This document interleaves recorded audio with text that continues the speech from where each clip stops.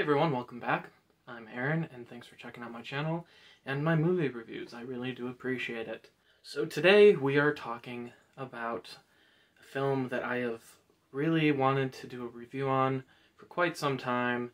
I just have never gotten to it because I really wanted to spend time on it and really talk about just how amazing this film is. This will be my second installment of films that I'm reviewing that I have steelbooks on.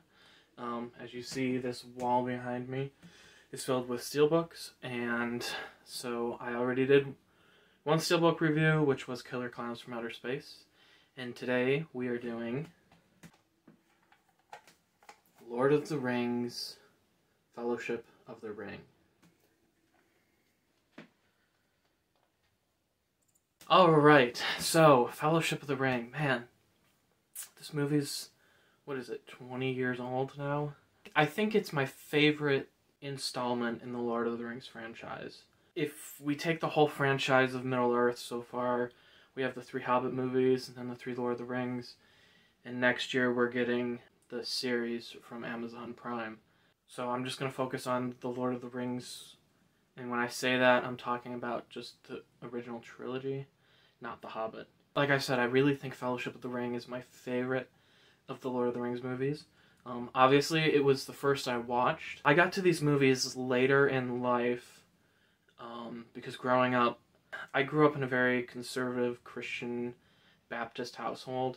I remember when these movies came out, they were looked on pretty negatively by the real conservative Christian movement, kind of, because it has wizardry. Well, there it is. Wizardry. Okay, it has wizards in it. It has some magic. It has the dark forces of evil. It's fantasy, so it has elves and stuff like that. A lot of Christian parents, even if they didn't see the movie, if they heard through the grapevine about things, they just said it was terrible and not to watch it and stuff. So, that being said, I got to these later in life. Like, I think I was around 20 by the first time I saw them. So I did not get to see these in the theater when they first came out. I mean, I was obviously way too young, but at the same time, I wish I could see them at the theater because they're just... Hang on, I'm gonna close the window because of this bird.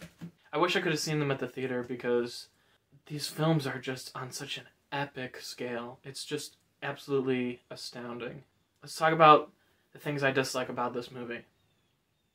Nothing. There's literally nothing I dislike about this movie. The things I do like, all of it, like, seriously, though, I think it's a wonderfully crafted film. I think it's so far ahead of its time in terms of filmmaking, script writing. They did a lot of practical technical effects instead of CGI for a lot of scenes because they just didn't have refined CGI back in 2000 and 2001, especially compared to now. The acting is phenomenal.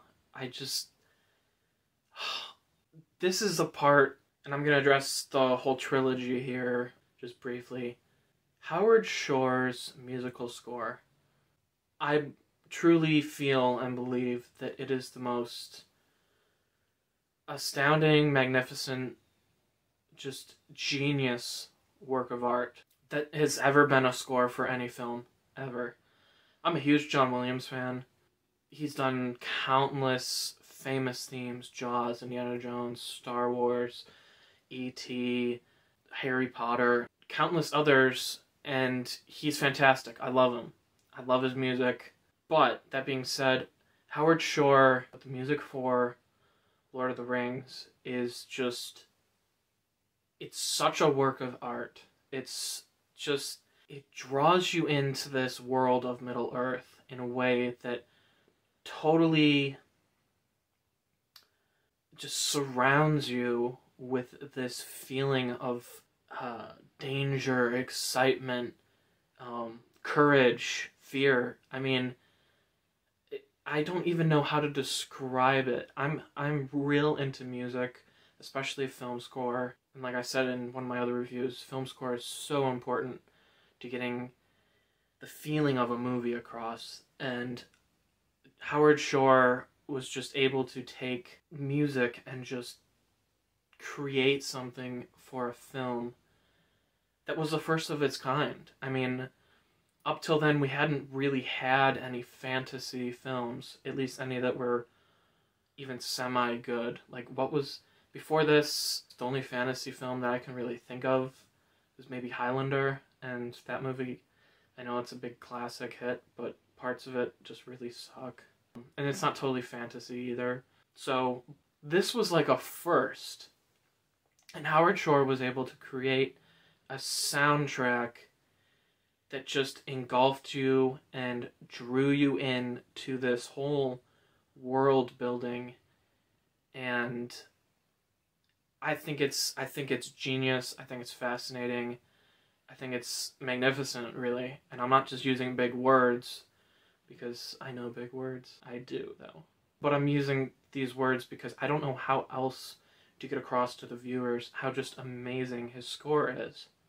There's a video on YouTube, I'll put the link in the description.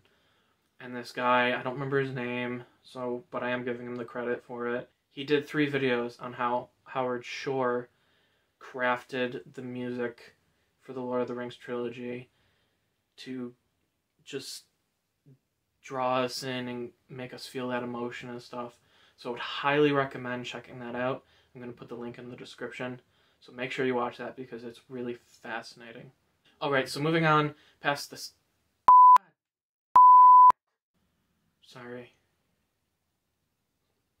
I'm sorry.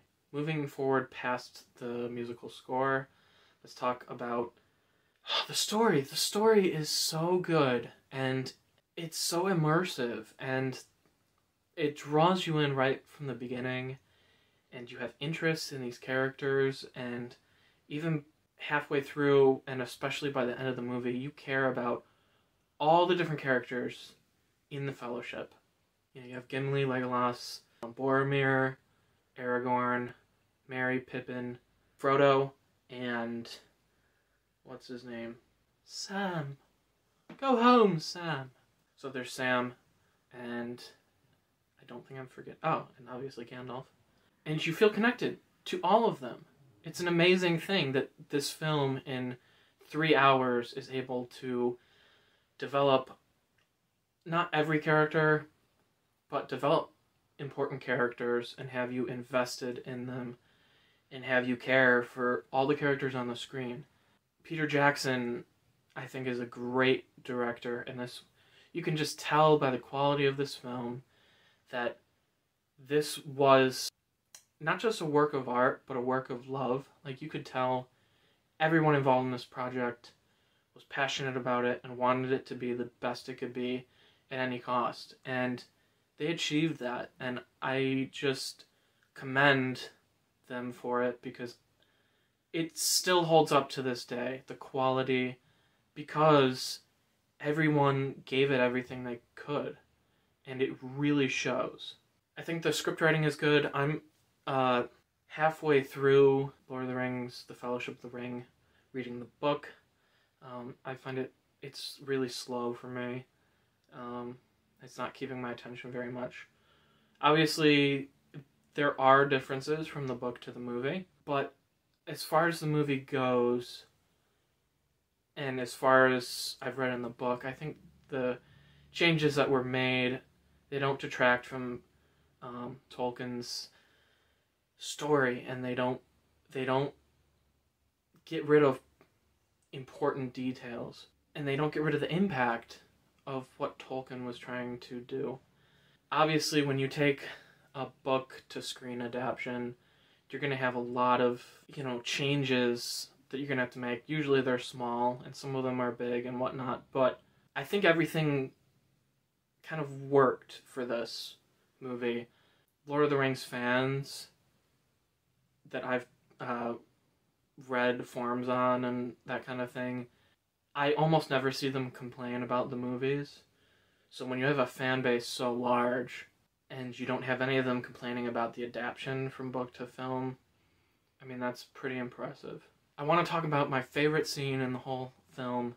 Actually, this film has 2 of my favorite scenes in the Lord of the Rings trilogy, and one of my favorite scenes that I've seen shot in a movie maybe ever and edited. I just love the way it is. So the first scene is when they're in the Mines of Moria with Gandalf and the Balrog comes, or Balrog. I know I'm going to pronounce all these names wrong, so just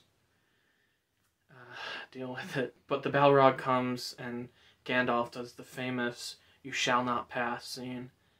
That scene is just so amazing and chilling and gives you goosebumps and shows you the power that Gandalf has and his sacrifice for the rest of the Fellowship.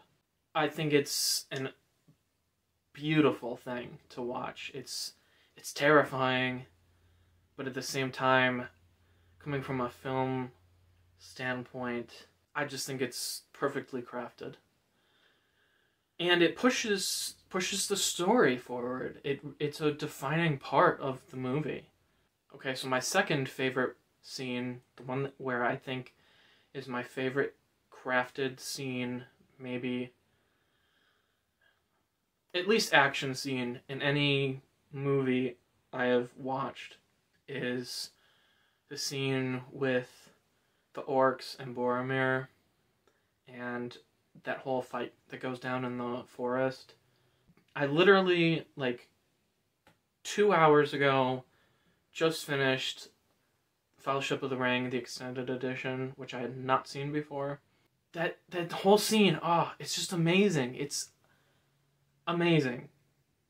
The way it's shot, the way it's edited, the musical score. It's one of those moments where all the pieces come together and they make this beautiful work of art. I think the movie in general is a beautiful work of art, but that scene in particular, it's crafted so well. It's just amazing. I don't know how else to put it, but it's probably my favorite action scene put to film. Second favorite would be some scenes from Indiana Jones and the Last Crusade, and also from Captain America the Winter Soldier, but that's for another day and another review. 2 reviews, actually. Man, I could go on talking about this movie, but I can't stand very long because I have a bad back. So, we're gonna wrap this up. Just a quick funny story. Nah, forget that. I was gonna tell you guys a funny story about when I grew up, involving the whole conservative Christian outlook on Lord of the Rings and something that happened to my family, but I'm gonna save that for the next review of The Two Towers. So stay tuned for that, because the story, at least to me, it's pretty funny. Anyhow, subscribe to my channel if you want to see more videos. Also, for more videos when my next 2 reviews come out at some point for the other 2 films. So stay tuned for that. Like, subscribe, check out my other videos. I got a bunch of interesting stuff out there. I would really appreciate it. And I am Aaron, and until next time, goodbye.